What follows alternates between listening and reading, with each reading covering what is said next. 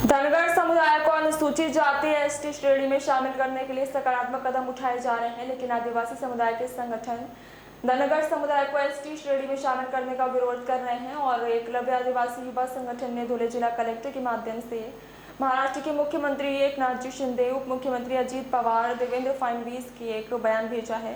धनगर और धनगर एक ही जाति हैं, इसलिए महाराष्ट्र सरकार उन्हें एसटी श्रेणी में शामिल करने के लिए आगे बढ़ रही है और ऐसा जीआर निकालने के आदेश महाराष्ट्र सरकार ने दिए हैं, लेकिन आदिवासी संगठन ने इसका विरोध किया। प्रदेश अध्यक्ष राजकुमार सोनवाड़े ने यह भी चेतावनी दी है, यदि धनगर जाति को एसटी वर्ग में शामिल किया गया तो आवेदन देते समय एकलव्य आदिवासी युवा संघ के प्रदेश अध्यक्ष राजकुमार सोनवाड़े, प्रदेश कार्यकारिणी सदस्य आदि प्रदर्शन करेंगे और कई लोग उपस्थित थे।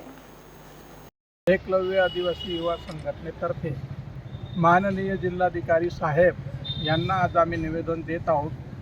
धनगर समाज बेकायदेशीररित्या आंदोलन करून राहिला। सर्वोच्च न्यायालयाने त्यांची याचिका फेटाळून लावली असताना सुद्धा त्यांनी बारामतीमध्ये उपोषण लावून सरकारला वेठीस धरला आणि सरकारला धनगड आणि धनगर एक असल्याबाबत जीआर काढण्यास मजबूर करत आहे। धनगर आणि आदिवासी तीळमात्र संबंध नसताना सुद्धा शासनाला वेठीस धरण्याचे काम हा धनगर समाज करीत आहे। धनगर समाज आणि आदिवासी ही विभिन्न गोष्ट आहे।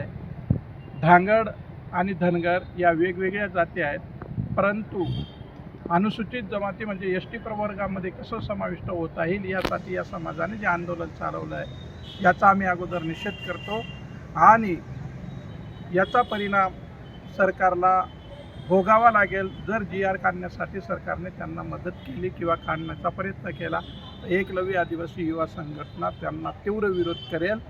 यासाठी आज आम्ही माननीय जिल्हाधिकारी साहेबांना निवेदन देत आहोत।